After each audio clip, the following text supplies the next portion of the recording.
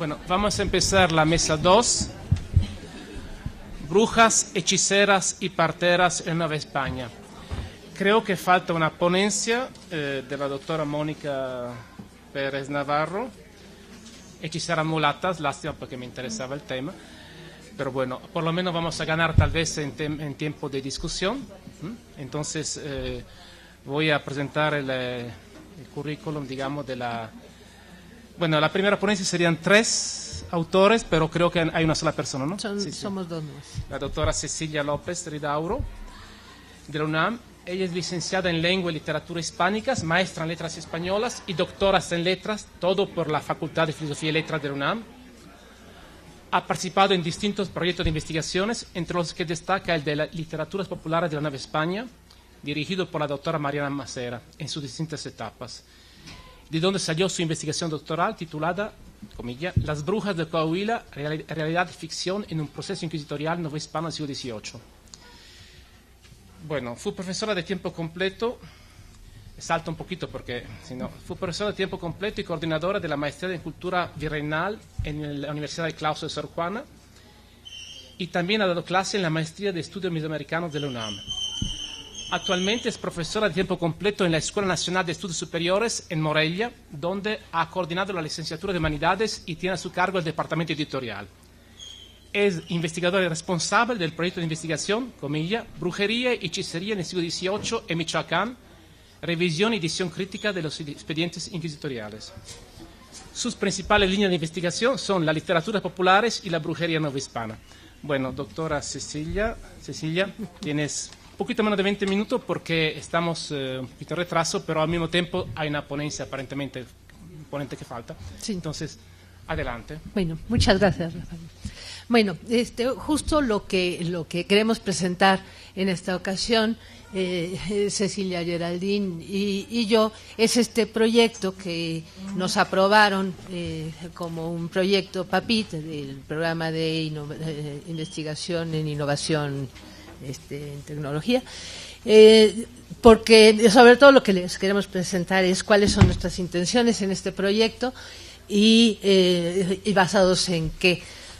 Sobre todo porque creo que este es un foro muy importante para saber si otras personas están haciendo cosas similares, si alguien se puede sumar a este tipo de proyectos. Entonces, por eso es que me interesaba presentarlo aquí. Este es un proyecto que se basa en un grupo de expedientes inquisitoriales que encontramos en el archivo Casa Morelos, en la ciudad de Morelia. Para empezar, a mí me llamó mucho la atención que hubiera ahí unos documentos inquisitoriales.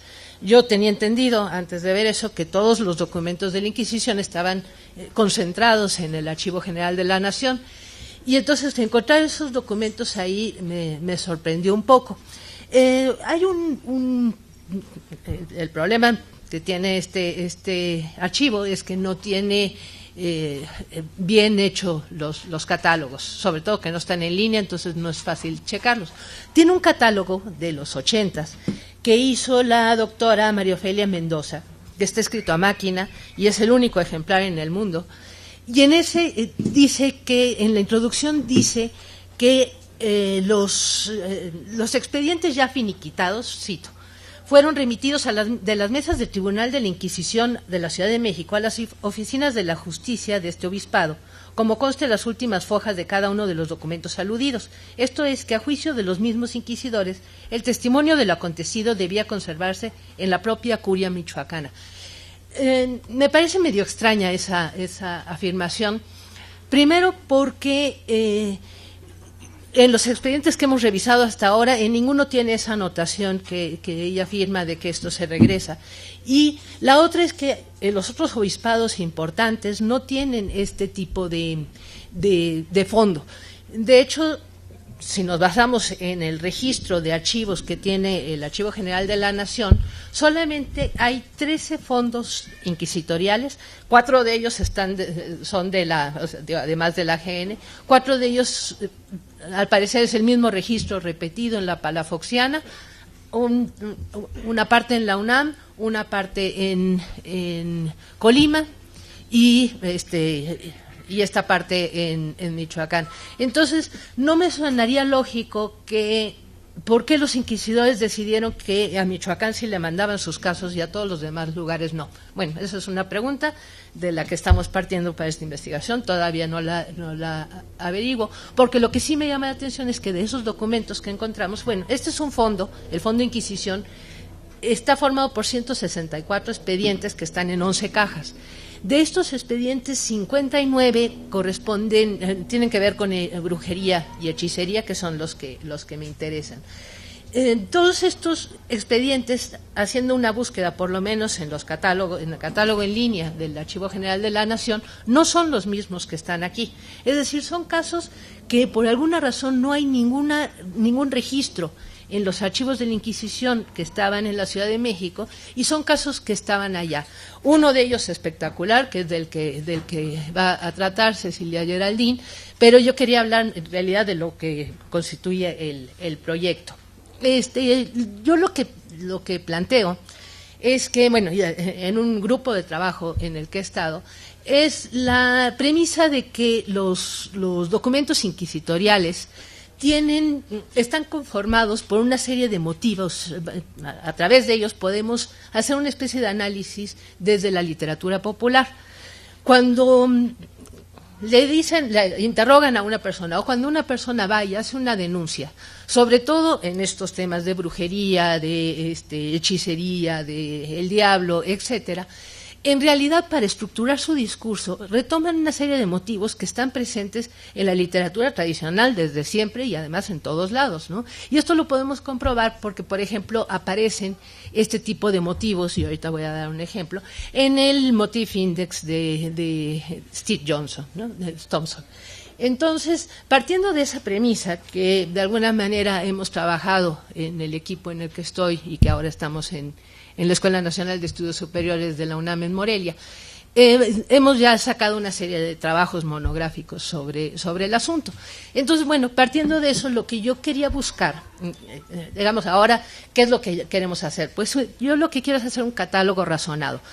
Como les decía, los índices estos, de este archivo en particular, tiene este índice que es mecanografiado y luego un libro que tiene los índices, ahora sí, de toda la clasificación completa de todos los archivos, y siempre empieza cada una de las secciones con una pequeña introducción y dice cuántos expedientes tiene cada una, y en Inquisición dice Inquisición y empieza, sin decir ni un solo comentario.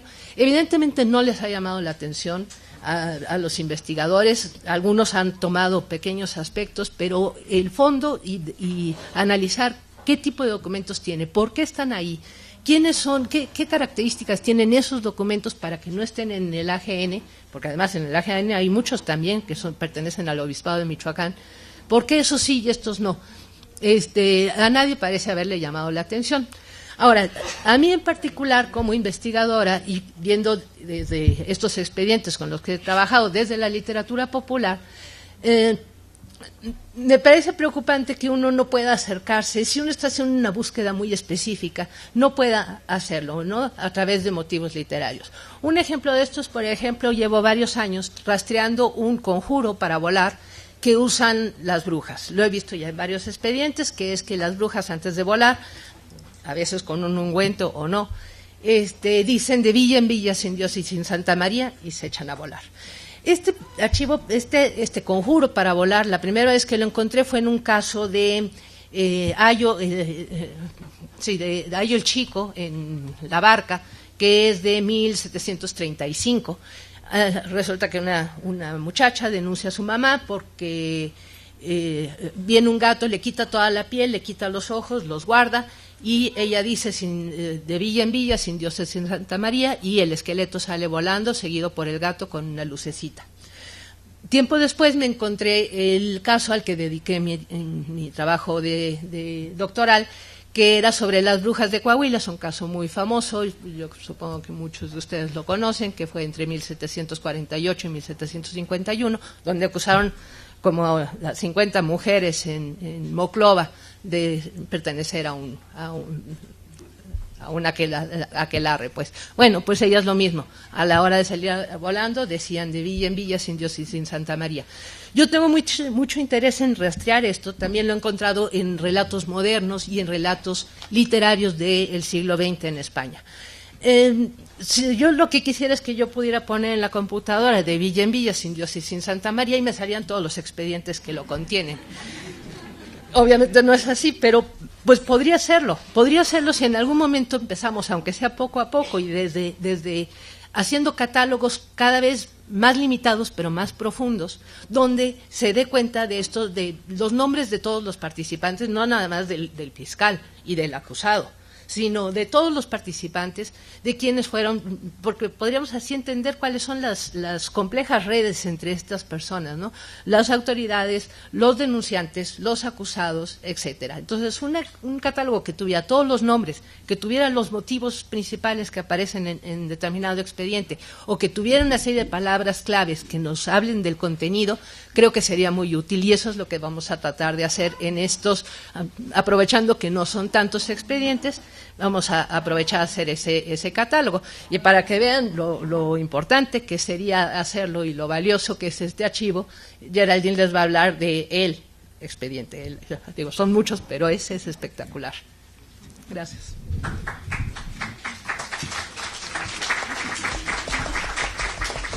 No terminó la ponencia. Okay.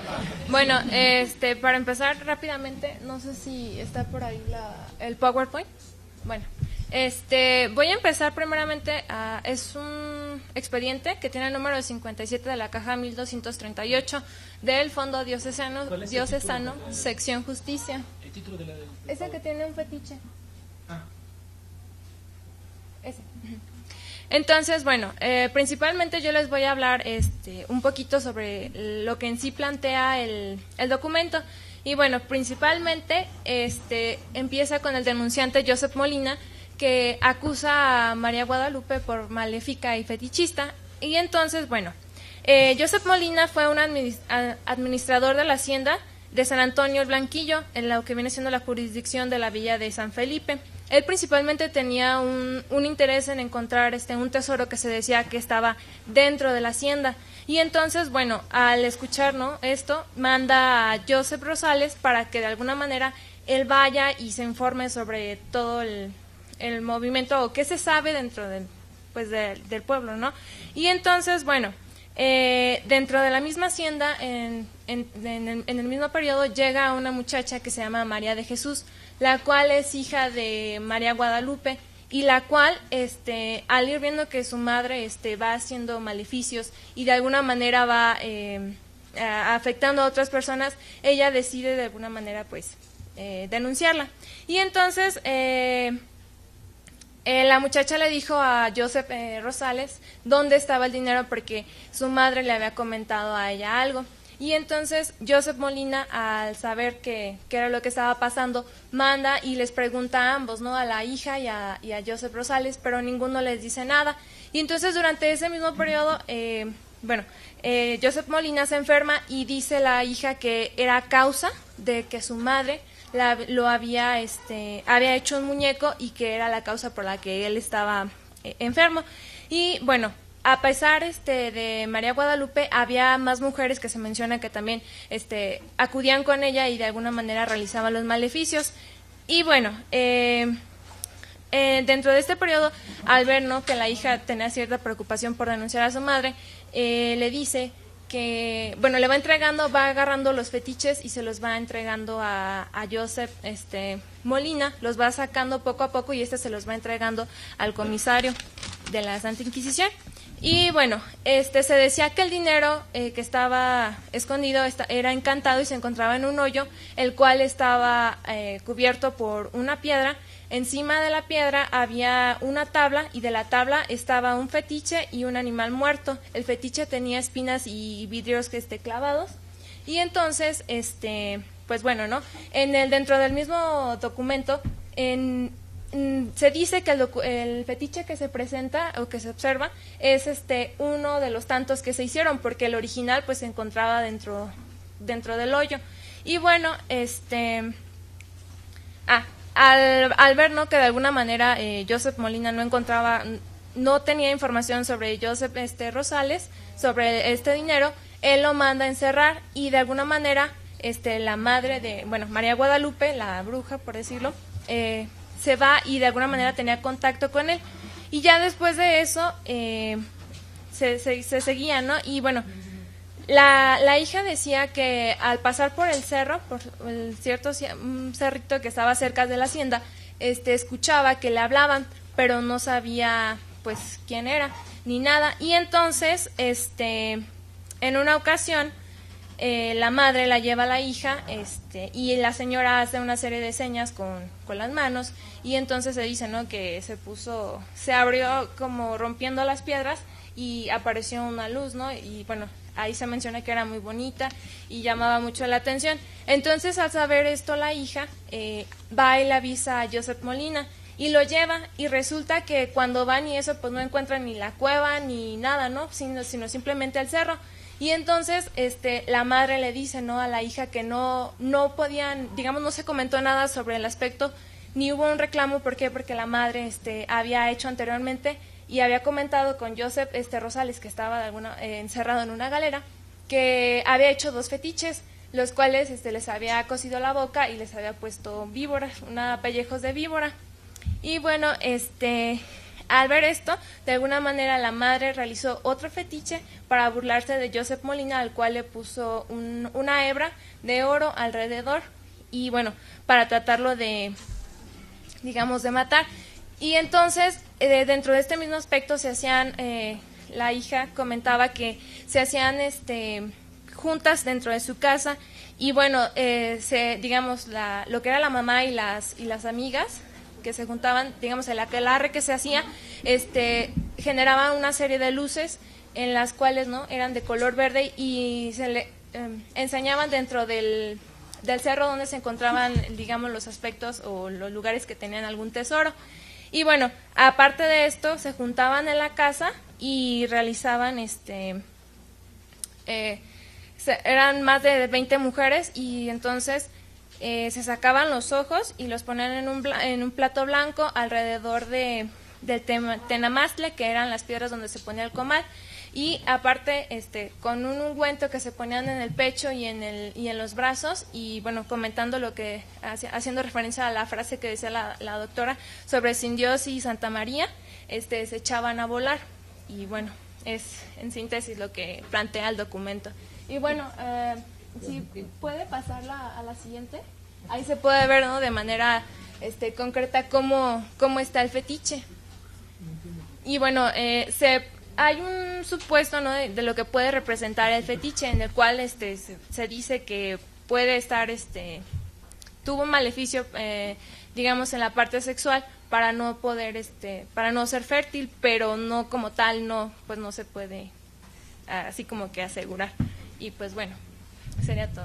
Como pueden ver, bueno, eso, este fetiche, que lo que decía Cecilia, tiene, esta mujer se dedicaba a hacer muchos fetiches, y cosido al expediente tenemos No sabemos cuál de los muchos que menciona, porque sabemos que la hija se iba robando los fetiches y entregándoselos al denunciante, cuál de estos es uno de esos. Pero hacía unos a los que les cosían la boca para que no hablaran, hacía otros, que es esta, que al parecer tiene algo que ver con el embarazo.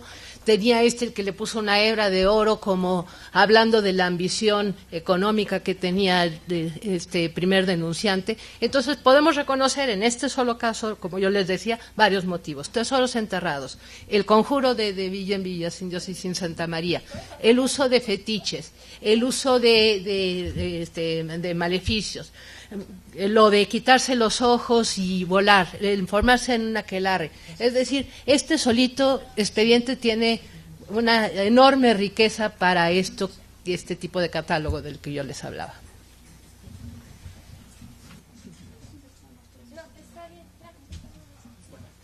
Bueno, gracias. Muchas gracias. Muy bien.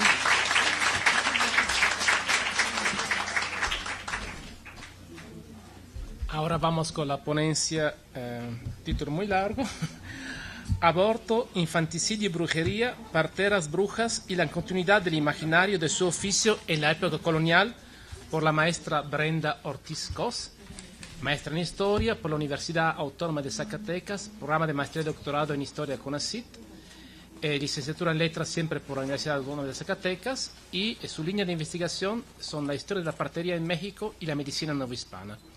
Adelante, maestra. Buenas tardes. Quisiera aprovechar para agradecer a los organizadores que hayan elegido mi propuesta. Para mí es un honor estar aquí. Como soy, se me da mejor el discurso escrito que el oral, voy a leer mi ponencia, a diferencia de otros ponentes que les han platicado, pues yo siempre me hago muchas bolas, entonces prefiero leerles íntegramente el documento si me lo permiten. Desde tiempos remotos, la concepción y el alumbramiento han sido trances que motivan temores, exaltan la imaginación y empujan a quienes los experimentan a configurar una serie de explicaciones acerca de la naturaleza de la reproducción humana que incluyen procesos mágicos y que se suponen sujetos a acciones brujeriles. La temática de las parteras brujas representó una preocupación para los inquisidores Kramer y Sprenger en su Maleus, que describe ampliamente las formas en que estas temibles mujeres se encontraban para entregar las almas de los recién nacidos al demonio, o bien impedían su nacimiento o aún su concepción. Así, el aborto e infanticidio se han considerado como actos execrables atribuidos a las parteras por sus papeles análogos, como depositarias de un conocimiento prohibido sobre el uso de anticonceptivos o su supuesto acervo de rituales demoníacos capaces, según el imaginario, de afectar tanto a la madre como al hijo en su vientre. La continuidad de estas creencias se puede ejemplificar en la denuncia que hizo en 1792 Juan de Dios Zavala, vecino de Zapotlán, en contra de las maliciosas acciones de la partera Agustina Carrasco, en la cual relata con pesar hechos ocurridos a su esposa y su hijo neonato que presentan una notable similitud con los descritos en el Maleus. Estas similitudes se deben a las continuidades, uno de los productos del mestizaje cultural. ¿Persistió un imaginario llegado del viejo mundo o encontró en las nuevas tierras elementos para modificarse y recrearse hasta llegar a resultados similares? El camino recorrido por la partería en la época colonial tuvo diversas connotaciones, entre las que se encontraba la de ser un oficio apto para ejercer la maldad y la hechicería, herencia de los imaginarios que contribuyeron a la formación de la sociedad colonial, sin que esta condición se modificara durante los siglos de duración del virreinato. Paso al primer subtítulo. Es 1. Los conceptos de imaginario y pervivencia como elementos de análisis. La afirmación de que la práctica de las parteras en la época novohispana tuvo características que pervivieron a través del tiempo en el imaginario de la sociedad en la que ejercía su oficio requiere la definición de estos conceptos clave. La imaginación, siguiendo a Castoriadis, se entiende como una función que transforma las masas y energías en cualidades, es decir, que provoca el surgimiento de flujos y representaciones que ligan rupturas y discontinuidades. El concepto de imaginario social subraya la capacidad de creación de la mente humana, puesto que supone que las instituciones han sido erigidas en función de, cito, invenciones humanas que primero fueron imaginadas y luego institucionalizadas hasta transformarse en una obviedad para la sociedad. Fin de la cita. La sociedad entonces es creación, puesto que, cito, no encontramos un ensamblado de elementos preexistentes cuya combinación podría haber producido cualidades nuevas o adicionales del todo. Los cuasi o pseudo elementos de una sociedad son creados por la sociedad misma. Fin de la cita. Lo imaginario es la fuente de la creación de los significados sociales, los cuales constituyen un mundo que la sociedad necesita para existir, pues una sociedad es una organización de significaciones particulares y no solo una estructuración de condiciones materiales y facilitadoras de vida. Según Castoriadis, la sociedad modifica la psique por medio de las instituciones, siempre y cuando éstas la provean de un sentido. Esto se cumple para las significaciones imaginarias sociales, casi siempre religiosas, que entretejen juntas el sentido de la vida y la muerte del individuo, el sentido de la existencia y de las maneras de hacer de la sociedad, considerada el sentido del mundo como totalidad. Dichas instituciones, a su vez, deben ser coherentes respecto a las características y a los principales impulsos de la sociedad considerada, aun con sus divisiones y oposiciones internas y completas, de manera que cualquier cuestionamiento realizado en el lenguaje de la sociedad debe encontrar respuesta al interior de significaciones imaginarias sociales de esa sociedad, es decir, se debe atender al contexto de la sociedad y sus implicaciones internas porque de ella depende. En el caso novohispano, siguiendo a Gruzinski, las sociedades encontradas por la conquista se enfrentaron en el plano religioso, político y económico, pero lo hicieron de forma más global en el espacio de sus respectivos enfoques de la realidad.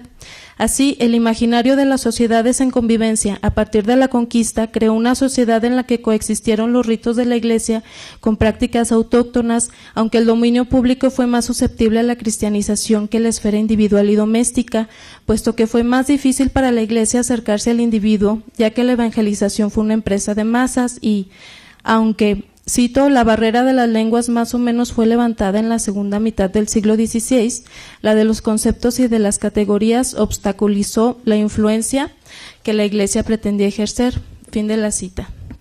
Estas consideraciones implican que la sociedad novohispana se creó a sí misma a través de dos imaginarios que coexistieron para rellenar los vacíos de sentido que no se podían resolver por medio de una suplantación de ideas, por lo que intentó reproducir su pasado a la vez que integraba las visiones del mundo, los sistemas intelectuales y las estructuras simbólicas de las culturas enfrentadas en su seno. La convivencia del ir y venir de sentidos en los ámbitos público y cotidiano condujo a la pervivencia de ciertas prácticas que fueron provistas de sentidos diversos o distintos a los que solían tener.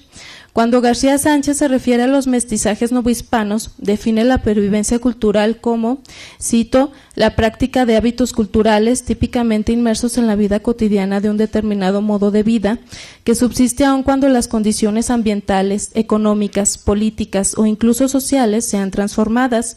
Estas prácticas, lejos de permanecer inmutables o permanentes en su forma original, se transforman y refuncionalizan a lo largo del tiempo, de tal modo que su presencia se garantiza mediante las actividades de los actores sociales que las llevan a cabo a través del tiempo. Fin de la cita. La misma autora añade a esta definición tres precisiones: que dichos hábitos culturales no se transforman esencialmente, que la nueva función que adoptan permite cambios en los elementos que participan en una actividad sin que se altere su objetivo y que es posible reconocer el hábito cultural que le dio origen a la pervivencia. Así puede concluirse que la sociedad novohispana se creó a partir del aprovisionamiento de los imaginarios que los individuos o las instituciones utilizaron para conferir un sentido a su realidad y que estos sentidos pervivieron puesto que las culturas en contacto, cito, persiguieron obstinadamente, como señala Gruzinski, edificar réplicas de la sociedad que habían dejado tras ellos. Fin de la cita. 2. Antecedentes de las ideas sobre el aborto y el infanticidio. El nacimiento ha representado para la sociedad es un momento de tensión en que la vida y la muerte se conjugan sin que la intervención humana pueda definir su conclusión, pues conllevan la incertidumbre y la ansiedad de un parto exitoso o uno que se consume con la muerte de la madre, el hijo o ambos. Para Malinowski, el nacimiento es un momento de crisis que forma, junto con otros como el embarazo y la muerte, el núcleo de numerosas creencias y ritos.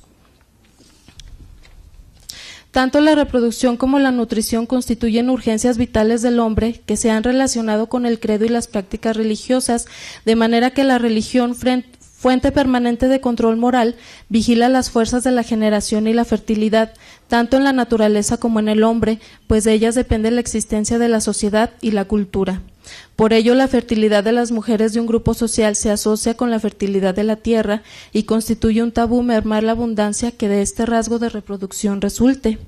Según Martos, en sociedades primitivas los recién nacidos que no cumplieran con las características necesarias para el trabajo padecían la muerte a manos de sus padres de diversas formas. Asimismo, aborto e infanticidio fueron comunes en la antigüedad como medios para eliminar el exceso de población, para excluir a los débiles o malformados o para exterminar el sexo no querido. A pesar de que el juramento hipocrático prohibía a los médicos recetar abortivos, los propios griegos, tanto como otros pueblos civilizados, legaron recetarios y métodos que se podían encontrar incluso en los textos de Hipócrates, elaborados cito, a base de fumigaciones, supositorios vaginales o cataplasmas, así como sustancias fabricadas con plantas. Fin de la cita. Según la autora, esta apertura médica hacia los métodos abortivos, a pesar de su latente condena, no constituía una contradicción, pues para los antiguos, los medievales y hasta los modernos, el feto no estaba provisto de alma hasta que habían pasado 40 días en caso de que se tratara de un niño y 80 si se trataba de una niña, de manera que la aplicación de estas recetas era recomendable solo en caso de que no hubiera transcurrido ya ese periodo de tiempo.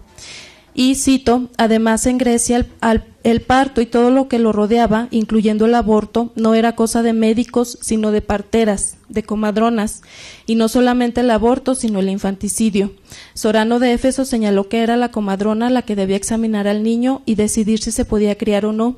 Platón asegura que solamente una comadrona es capaz de saber si una mujer está o no embarazada, en qué grado, cuándo ha de llegar el parto y qué posibilidades hay de adelantarlo, de retrasarlo o de abortar. Fin de la cita. Pero si en la antigüedad las prácticas de aborto e infanticidio fueron más o menos comunes y encontraron justificaciones fundamentadas en aspectos legales, esto es, la salvaguarda del derecho del padre de familia a decidir sobre lo que se consideraba su propiedad. Tras la adopción del cristianismo, dicha práctica se relacionó con el paganismo y provocó un rechazo inmediato. Los padres apologistas de los siglos II y III defendieron la infancia y calificaron el aborto como un asesinato, pues se consideró que el feto se encontraba animado desde el momento mismo de su concepción, de manera que atentar contra su vida implicaba atentar contra la obra de Dios. Así, dicha práctica se transformó en una falta grave, suficientemente importante para ser contemplada en los códigos medievales, como las leyes de partidas y los códigos locales hispanos. Desde muy temprano se vinculó la labor de las parteras con la práctica del aborto, pues fueron reputadas como cómplices o suministradoras de los métodos utilizados para llevarlo a cabo, lo cual provocó el desprecio y la condena de las autoridades eclesiásticas. Por ejemplo, cito, Tertuliano de Cartago, un padre de la Iglesia del siglo III, descargó su ira contra las médicas y las comadronas, acusándolas a todas de ser aborteras. Fin de la cita. Las acusaciones se extendían a los conocimientos que ellas aportaran a la utilización de contraceptivos, los cuales fueron elevados a la categoría de asesinato. Estas concepciones estaban intrínsecamente relacionadas con la importancia que el cristianismo atribuyó a la fertilidad dentro de los límites sagrados del matrimonio, que tenía un modelo único de comportamiento sexual, de manera que, cito, dado que la sexualidad constituía una potencial fuente de pecado, los escritores cristianos, empezando por San Pablo, insistieron en que la relación sexual solo podía tener lugar dentro del matrimonio, solo podía tener un propósito legítimo, el embarazo de la mujer. Los sentimientos de placer y de excitación sexual se convirtieron en concupiscencia. La relación sexual en la que el embarazo no era posible se convirtió en pecado de fornicación. Fin de la cita. En ese sentido, se suponía que la mujer que se practicaba un aborto o recurría al infanticidio para librarse de sus hijos, lo hacía por el temor de caer en la deshonra que suponía dar a luz a un ser emanado del adulterio o el libertinaje. Las parteras aborteras a las que se acudía fueron percibidas como las encubridoras de tales desperfectos y por ello reputadas como mujeres sin escrúpulos, brujas y hechiceras entregadas por pacto al demonio. Cuando estudia a las comadronas brujas en Aragón en la Edad Media, Tausiet Carles señala que las acusaciones contra dichas mujeres fueron motivadas por diversas razones y variados conflictos en una etapa de cambios políticos, económicos y culturales, entre los que se encontraba el interés por hacer de la emergente obstetricia una actividad lucrativa para los nuevos especialistas. La fijación de sus supuestos males en tratados tan importantes como el Malleus Maleficarum o la convicción de que la brujería demoníaca se relacionaba con la naturaleza femenina, esto es, que todas las mujeres eran brujas en potencia. Más allá de estas ideas que afectaron la reputación de mujeres que en otros tiempos habían sido consideradas como sabias médicas, Tausiet Carles señala que la acusación de brujería funcionaba como un mero pretexto tanto para las instituciones como para los individuos, con el fin de encubrir acciones que convertían a la partera bruja en una víctima expiatoria.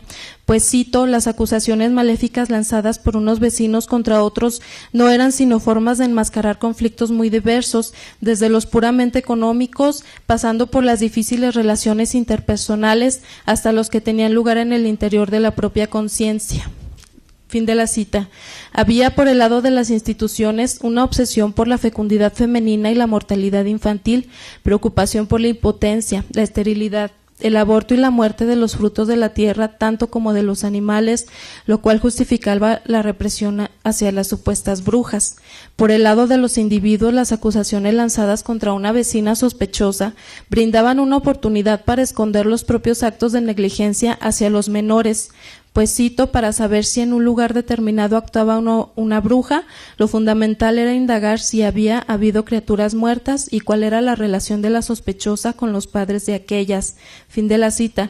Tras lo cual se asumía, luego de la recolección de testimonios de los afectados pero transigentes padres, que la bruja había actuado en venganza tras una pelea contra los seres más desprotegidos de la familia enemiga en cuestión, a pesar de que el infanticidio utilizado como un sistema de regulación de la natalidad era una costumbre arraigada que se prolongó, según Tausiet Carles, hasta el siglo XVIII, cuando el hábito de dejar morir a los niños de corta edad indeseados cesó progresivamente. Tanto el aborto como el infanticidio, que constituían dos aspectos del control de la fertilidad, fueron desde el principio adjudicados al campo de la partería y posteriormente, tras la implantación del modelo de sexualidad instituido por la Iglesia, condenados y castigados hasta el punto en que se atribuyó al conocimiento de las parteras una intención diabólica que las convirtió en objeto de persecución y blanco de acusaciones de brujería. 3. Las parteras brujas en el Malleus Maleficarum y la denuncia de Juan de Dios Zavala, pervivencia o creación de un imaginario. A los reputados inquisidores Kramer y Sprenger les preocupó tanto el tema de las parteras brujas que dedicaron un apartado a describir las maneras en que ellas, gracias a su proximidad con las criaturas recién nacidas, ofrecían sus almas al demonio. El tema del sacrificio de los inocentes se equiparaba en su obra al de los actos brujeriles que ponían en peligro la vida de la comunidad, es decir, aquellas preocupaciones que Malinowski calificaba como urgencias vitales, la nutrición y la reproducción. Por ello, resulta relevante que en la bula pontificia de Inocencio VIII, que antecede al texto de Kramer y Sprenger, se refiere a que muchas personas con sus encantamientos, hechizos y conjuraciones y otros execrables embrujos y artificios, enormidades y horrendas ofensas, han matado niños que estaban en el útero materno, lo cual también hicieron con las crías de los ganados, que arruinaron los productos de la tierra, las uvas de la vid, los frutos de los árboles. Así, quien tuviese el poder de controlar la reproducción en el vientre, tendría también la facultad de controlar la fertilidad de la tierra. Los autores del Malleus relatan la experiencia de una mujer que tuvo un mal encuentro con una partera de mala reputación, resentida y colérica. A punto de dar a luz, la mujer rechazó la asistencia de la dicha partera debido a su mala fama, lo que la enfureció y motivó a realizarle una visita nocturna junto con 2 acompañantes, a quienes dijo entre la penumbra: «Le pondré algo en las entrañas, pero no sentirá dolores durante medio año, mas al cabo de ese lapso sufrirá grandes torturas». Luego la mujer sintió como si la partera, al tocarle el vientre, le hubiese depositado algo adentro. Al cabo de 6 meses, según el relato, la mujer en efecto había experimentado horribles dolores y al querer ejecutar una acción de la naturaleza, habían salido de su cuerpo una serie de objetos tales como huesos, trozos de madera, espinos y otras cosas. 3 siglos después de que este relato había sido plasmado en el afamado manual, el descrito como negro Juan de Dios Zavala, en el año 1792, acudió Antonio Navarro, comisario del Santo Oficio en Nayarit, para que hiciera llegar una carta al fiscal en la que denunciaba a una partera de nombre Agustina Carrasco, quien había dicho a su esposa al principio de su embarazo que si no acudía con ella para que la asistiera durante el alumbramiento, pariría entonces hasta que la rana criara pelos. Francisca, la esposa de Juan de Dios, decidió no acudir a Agustina y, según lo relatado en la misiva, padeció los dolores del parto durante 6 días. Casi al borde de la muerte, otra partera le sacó de lo interno de lo natural un chile de los usuales en la comida, hasta verificarse que saliera a la luz la criatura muerta, que además presentaba señales extrañas en su cuerpo, como un hoyo en la frente y una cortada en el cuello. Agustina ya había aterrorizado a otras parturientes y su carácter colérico y vengativo era, según Juan de Dios, de todo el pueblo conocido. ¿Ya se me acabó el tiempo? Como se ha señalado antes, el alumbramiento generaba en la madre y sus allegados una ansiedad incontenible, pues se combinaban incertidumbre y miedo. El fin del oficio de las parteras era el de asistir a las madres durante todo el ciclo, en el lapso del embarazo, aún antes con recetas para favorecer la fertilidad, en el parto y con los primeros cuidados del recién nacido. ¿Qué sucedía si la partera mostraba otra cara? Su labor de ser la favorecedora de la vida volteaba su significado y la convertía en una sembradora de desgracia. Así como el campesino estaba facultado para fertilizar la tierra y obtener al cabo de un tiempo el fruto que garantizaría el alimento, así también se creía la partera bruja capaz de sembrar en el vientre de las madres suspicaces los objetos infértiles e inertes que simbolizarían su poder de trastocar el círculo de la vida a su antojo. En el imaginario de ambos relatos, el carácter colérico y vengativo de la partera se convertía en su principal motivación. Sus pasiones la conducían a demostrar que su voluntad debía ser respetada sobre cualquier otra. Bueno, me voy a saltar poquito.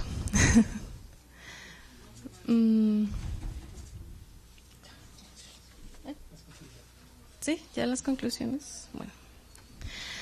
Conclusión. El imaginario del virreinato novohispano muestra continuidades en la manera en que eran concebidas las parteras brujas, pues sus conocimientos acerca de aspectos relacionados con la sexualidad y la reproducción las colocaban en una posición sospechosa. Por ser mujeres se les atribuían una serie de características inherentes, como la propensión a la lujuria, carácter colérico y vengativo y facilidad para dejarse engatusar por el demonio, todo lo cual se conjuntaba para que fuesen capaces de sacrificar niños inocentes, convencer a sus madres de abortarlos o provocarles el mal parto, y ya nacidos, exterminarlos.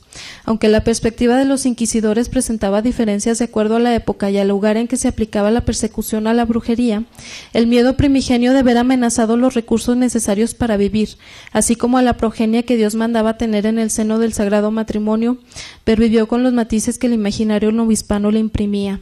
Si bien las parteras al final del virreinato dejaron de ser las brujas chupasangre que solían ser, pasaron luego a ser las ignorantes y supersticiosas viejecitas, blanco de ataque común para los ilustrados, aunque siempre concebidas como mujeres cuyo privilegio era actuar, para bien o para mal, frente al nacimiento de un nuevo ser. Gracias.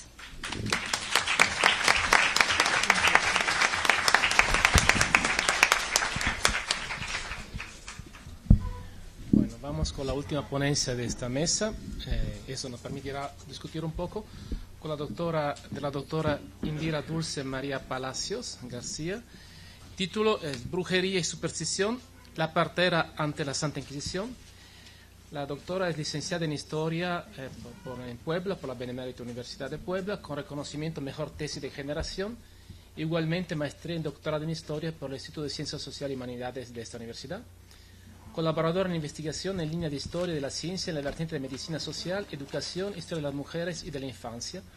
Coautora en textos sobre Historia de la Medicina en Puebla, publicados por la Universidad de Puebla y el Gobierno del Estado de Puebla. Colaboradora en estudios históricos sobre las mujeres, coordinada por la doctora María de Lourdes Feria. Docente de posgrado en el área de Educación en la Universidad de Santander, plantel de Tlaxcala y en el área de Historia y Epistemología. Línea de investigación propuesta para la ponencia, vida cotidiana, superstición, brujería y medicina. Doctora. Sí. Muy buenas tardes a todos. Muchísimas gracias por su presencia y además por generar este foro que se presta para este tipo de investigaciones y, como he escuchado, este intercambio de ideas. Porque en este caso, por ejemplo, la ponencia que presento ya no necesita de fundamentar muchos conceptos, que de hecho no lo voy a hacer, me voy directamente a la presentación de la información, que es la idea, recuperar esta información y que pueda servir para que quienes estén interesados en estas líneas de investigación puedan ubicarlo. Algunos comentarios como el que hacía la doctora, ¿no?, referente a que a veces quisiera uno meter la información y encontrarla, y se da uno cuenta de que está lo mínimo, lo que uno ya tiene ubicado, lo que a veces uno mismo ha hecho, y aquí se permite que se pueda ir profundizando. En este sentido, bueno, aunque la investigación original no estaba orientada específicamente hacia estas temáticas, se puede recuperar y puede ser una de las tendencias hacia dónde dirigirse. En este caso, bueno, las parteras, algunas de las parteras de los varios casos que se encuentran en el acervo del Archivo General de la Nación y acusadas de las que se menciona fueron parteras, ¿sí?, para irnos directamente a esta situación. Cabe recordar aquí que algunas de las cuestiones que se mencionan precisamente es para recuperar las características de este tipo de mujeres, de cierta manera la actividad que desempeñaban y sobre todo el aspecto, ¿no?, sobre el que fueron acusadas, que lógicamente tenían que ver con la cuestión de la superstición, de la hechicería, del maleficio, de la brujería. Por otra parte, el aspecto de quiénes eran las acusadoras, porque pues aquí viene el meollo del asunto, ¿no?, como suele suceder, ¿no? La contraparte que no dejaba de estar libre de culpa, sin embargo, muchas veces acusaba precisamente para liberarse en ese sentido. Otro aspecto que hay que recordar, que la Inquisición, en el caso de la Nueva España, no siempre se dirigía a este tipo de casos, perseguía más que nada la herejía, ¿no? Y en el caso de los naturales, solo al principio llega a haber algunas acusaciones, pero no es también a quienes va a perseguir. Entonces vamos a encontrar una constante que yo creo que, decía el compañero, no faltó una ponencia. Esa ponencia hubiera podido complementar también ese aspecto, ya que la mayoría de las acusadas eran mulatas. Entonces, en este sentido, ¿no?, que ya ha sido trabajado, por ejemplo, con Aguirre Beltrán, desde ese trabajo clásico, cómo esta presencia negra en México contribuye mucho en ese sentido, no solo al aspecto cultural, a esta cuestión del imaginario, sino en ese alivio que va a traer a través del aspecto mágico en las prácticas cotidianas de la vida, ¿no? Entonces, para irme un poquito más rápido, me voy a ir directamente a los casos, a las acusadas. Un primer caso que se encuentra es el de María, conocida como La Muralla. Es un expediente de principios del siglo XVI, de la primera mitad del siglo XVI. Encontramos que se trata de una probable morisca. Desafortunadamente, por el deterioro del documento, no se puede acceder directamente al mismo. Está la ficha de la información. Sin embargo, en la relación de profesionales médicos y vinculados con la medicina que trabajó el maestro Somolinos Dardois, hace referencia a esta partera. Entonces, bueno, aun cuando no tenemos acceso directo, sabemos de su existencia y sabemos que no solamente está la vinculación con la raza, por ejemplo, de la raza negra, la raza indígena, sino que hace presencia, ¿no?, esta cuestión de los moriscos y de la posible influencia que pudieron haber tenido dentro del aspecto cultural y cotidiano en la vida de la Nueva España. Pasamos al siguiente caso, por favor. Bueno, Catalina González. Es un caso más amplio que además vincula distintos aspectos que se pueden trabajar dentro de este expediente. Yo creo que con este expediente podría hacerse solamente una tesis. Ya es del siglo XVII, estamos hablando ya de una mulata viuda. Pareciera que son dos características comunes y constantes en las mujeres que se dedicaban al arte de partear en la Nueva España. Ojo, quienes buscaban parteras dentro de los grupos, dentro de los estratos o las diferencias sociales que se tenían identificadas en la Nueva España, también tenía relación con hacia quienes se dirigían. La partera tradicional mesoamericana de alguna manera persistía, ¿sí? Pero era a quienes se allegaban, sobre todo los mismos grupos de las repúblicas indígenas o las mulatas, por ejemplo, sin duda españolas o criollas, pero no iban a ser con una presencia más perseguida o más atacada. Entonces, pues la cuestión que vamos a encontrar, que la mulata viene a ser, ¿no?, la que se encuentra en este tipo de información, siguiendo la huella, ¿no?, de los que no dejan huella, decía Greenleaf, precisamente trabajando la Inquisición, que a veces es el lugar más ignominioso donde se puede encontrar la información de aquellos que parecía que no dejan nada, ¿no? En el caso de Catalina González, pues deja algunas muestritas en este documento, porque no solamente es una acusación dirigida hacia ella, sino el vínculo que logra establecer con algunas otras mujeres quienes la denuncian y otras parteras. La mulata y vieja, además, o sea, como que cubre también con ese aspecto, es acusada por superstición, que se hace manifiesta en primer término por usar una chinela, que si alguien tiene más claro la noción de lo que era, parece ser una flor que se les colocaba en el vientre para arrojar las partes, es decir, todos los restos del parto, ¿no?, las membranas, la placenta. Entonces, el utilizar algún tipo de objeto. Y luego se enfatiza más cuando en otra de las denuncias se dice que después de que salen las criaturas, se les retiraban las reliquias a las parturientas. Esta va a ser la constante de las parturientas que hacen la denuncia, o de la madre o del esposo que llega a hacer la denuncia. La constante es el retirar las reliquias de la parturienta. ¿Qué significaba esto? Que quitaban el crucifijo, el escapulario, y entonces retiraban el elemento religioso, católico, cristiano, en el momento del parto, sobre todo en el momento más difícil, ¿no? Entonces, ese era el principal motivo de acusación.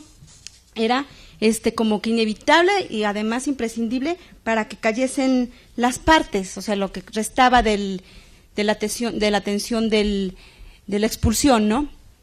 Y además hacía uso de algunos otros objetos, como tierra de los quicios de las puertas y dar a las paridas ciertas bebidas que no siempre se logran identificar. En otro de los casos lo podemos notar así. Y entonces se nota la transgresión a la religiosidad hacia las mujeres atendidas y además la presencia de una terapéutica mágico-curativa a la que la partera dice que ella misma aprendió esa práctica de una negra. Entonces, la persistencia de este tipo de prácticas y además cómo se van repitiendo, ¿no? Las acciones. Otra de las denuncias, que además era la esposa de un encomendero, Inés de Jerez, le menciona que le ha ayudado a parir 7 veces. O sea, aún de cuando en 7 ocasiones ha estado presente con ella, no evita hacer la denuncia por el mismo motivo, porque en cada ocasión le ha retirado las reliquias.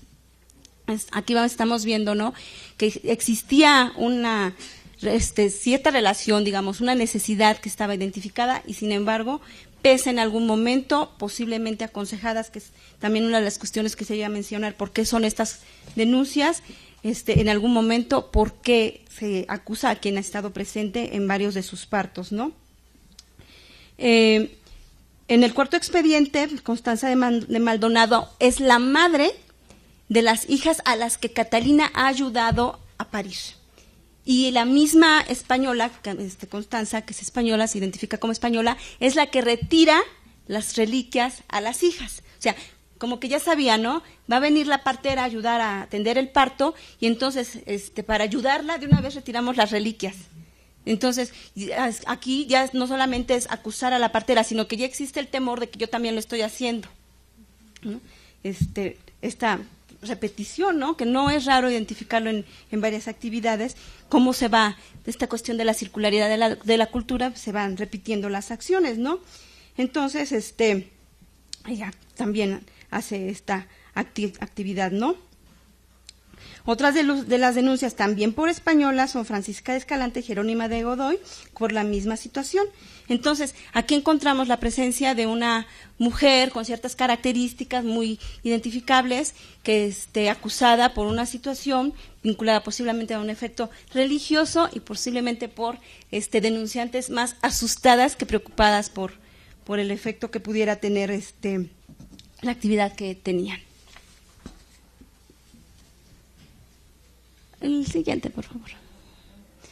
Bueno, otra de las parteras está también vinculada al caso de Catalina, porque posiblemente ella haya sido la que le enseñó en el arte de partear, que es una de las cuestiones que se ha abordado en este oficio, ¿no?, que se transmitía muchas veces de madre a hija o de mujeres muy cercanas. Y entonces, en este caso, Isabel Arias también, al atender a otra parturienta, también retira las reliquias. Entonces era como que ya una cuestión casi de tradición, ¿no? Ya aprendido, identificado, que había que retirar las reliquias para que pudiera expulsar las partes, es decir, no precisamente para expulsar al bebé, sino para cuando hay que arrojar las membranas, la placenta, y entonces a veces, bueno, quienes tienen hijos, quienes saben de estas menesteres, es más difícil arrojar la placenta que el mismo niño, ¿no?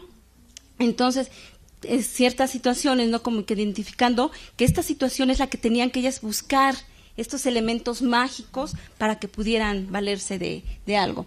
Isabel Arias también era mulata, también era viuda, y la denunciante española.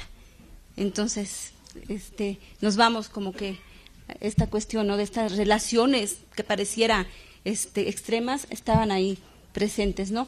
Y Beatriz la Negra, que también aprendió de Catalina el oficio, la ayudaba, ella era una esclava que al parecer en ciertos momentos la ayudaba, y entonces también la involucran, ¿no? No es directamente la partera, pero la involucran porque la ayudaba y también era la que retiraba las reliquias. La siguiente, por favor.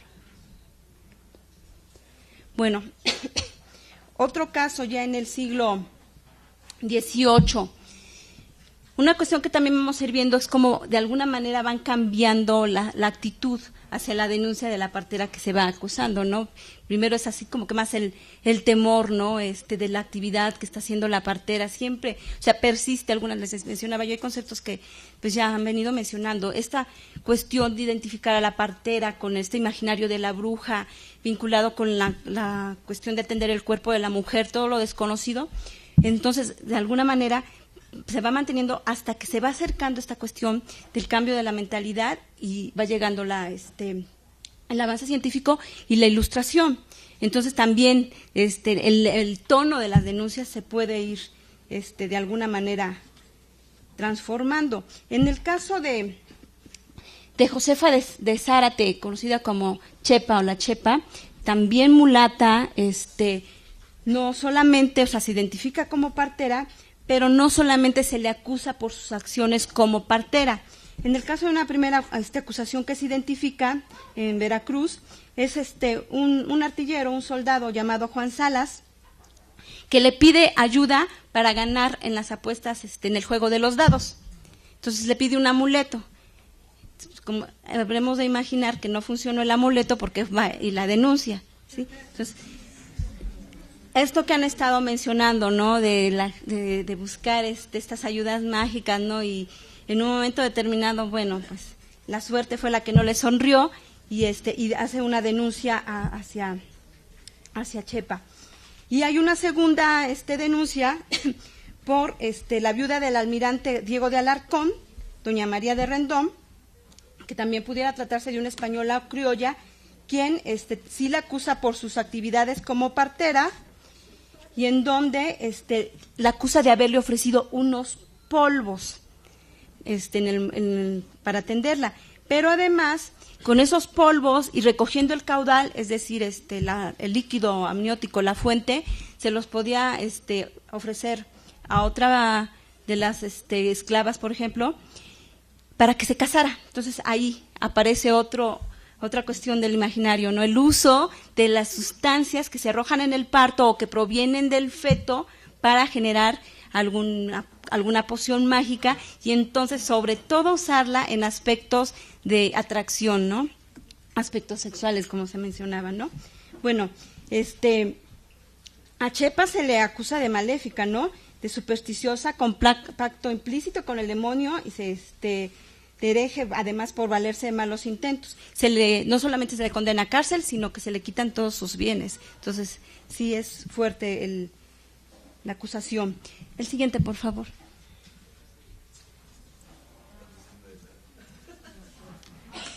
Agustina de Lara.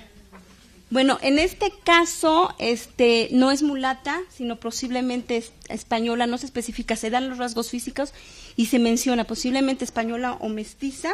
A ella se le acusa también de maléfica, también por usar al feto para desquitarse. Se supondría que aquí también, un poco parecido al caso de Agustina de Carrasco, que aquí se menciona y ahorita nos los vamos a saltar,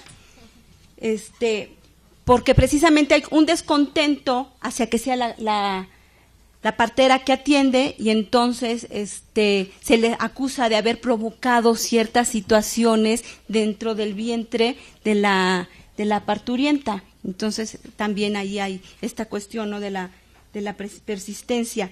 El siguiente, por favor. Lo único que voy a mencionar en el caso de Agustina Carrasco es que hay un comentario que llega a ser el oficial del Santo Oficio, no sé si lo identificaste, que menciona que muchas de las acusaciones, de este tipo de acusaciones, se hacen, dice, son falsedades y ficciones entre los mismos quienes atribuyen semejantes delitos. Entonces, ya no, el mismo integrante del oficio de la Inquisición ya no lo está viendo con estos ojos también, a veces muchos ellos mismos llenos de temor religioso, de su propia superstición, sino que están viendo que no es solamente la cuestión del embrujo, de la magia, del maleficio, sino que hay intenciones de venganza y muchas veces tiene que ver con la ignorancia que hay.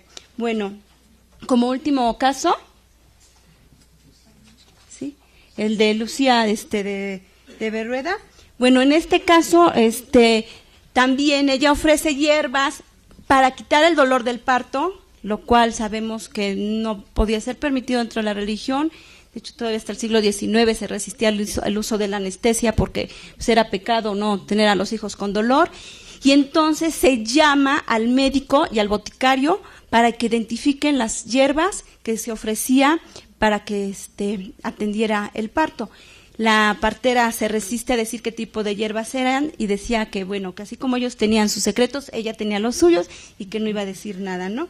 Y bueno, nada más para concluir, podemos identificar que estas mujeres son vistas como resultado de una inminente necesidad, producto de un mestizaje, y explica entre las denunciantes una variedad sociocultural y de intereses explícitos. El rumor, el chisme, se puede identificar en los casos y se hace presente, sobre todo cuando hay un mayor aliciente en la vida de la mujer colonial, que debía cumplir con los votos de obediencia y dependencia, pero aún así se nota cómo desarrollan ciertos vínculos, independientemente de lo que implicara la casta. Es todo. Gracias.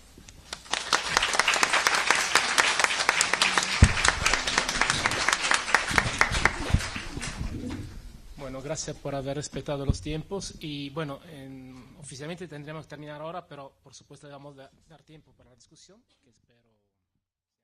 Habla del proyecto de investigación, comilla, brujería y hechicería en el siglo XVIII en Michoacán, revisión y edición crítica de los expedientes inquisitoriales. Sus principales líneas de investigación son las literaturas populares y la brujería novohispana.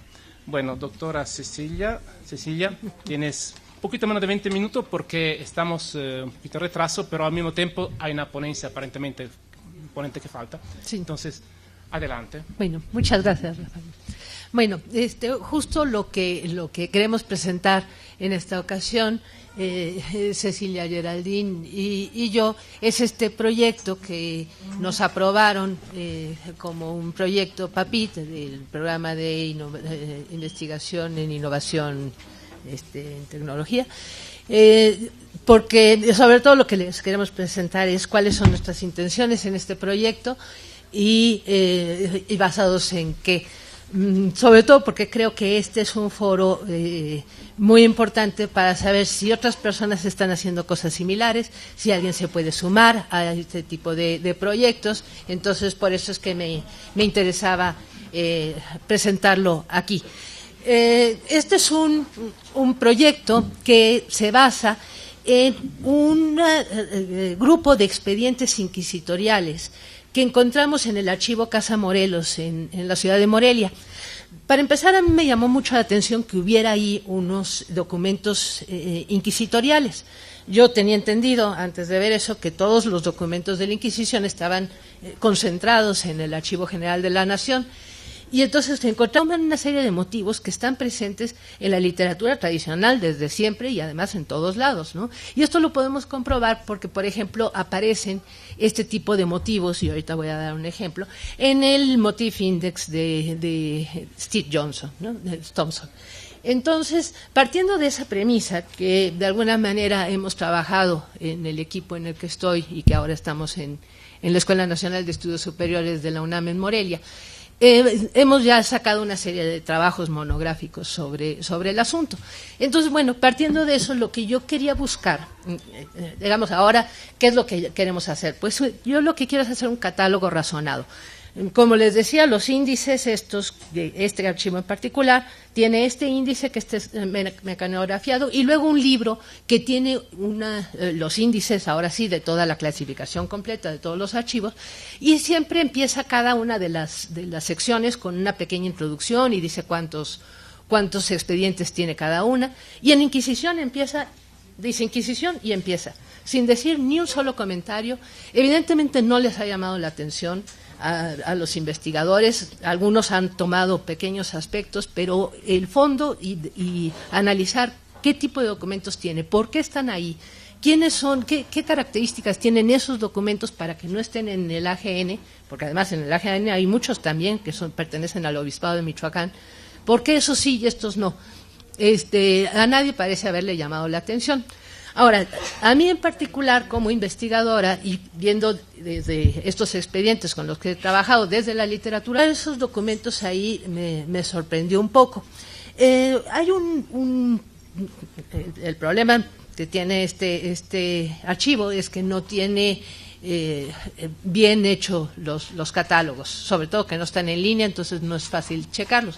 Tiene un catálogo de los 80s que hizo la doctora María Ofelia Mendoza, que está escrito a máquina y es el único ejemplar en el mundo, y en ese dice que, en la introducción dice que los expedientes ya finiquitados, cito, fueron remitidos de las mesas del Tribunal de la Inquisición de la Ciudad de México a las oficinas de la justicia de este obispado, como conste las últimas fojas de cada uno de los documentos aludidos. Esto es que, a juicio de los mismos inquisidores, el testimonio de lo acontecido debía conservarse en la propia curia michoacana. Me parece medio extraña esa afirmación, primero porque en los expedientes que hemos revisado hasta ahora, en ninguno tiene esa anotación que ella afirma de que esto se regresa. Y la otra es que los otros obispados importantes no tienen este tipo de fondo. De hecho, si nos basamos en el registro de archivos que tiene el Archivo General de la Nación, solamente hay 13 fondos inquisitoriales, 4 de ellos son además de la AGN, 4 de ellos al parecer es el mismo registro repetido en la Palafoxiana, una parte en la UNAM, una parte en Colima y esta parte en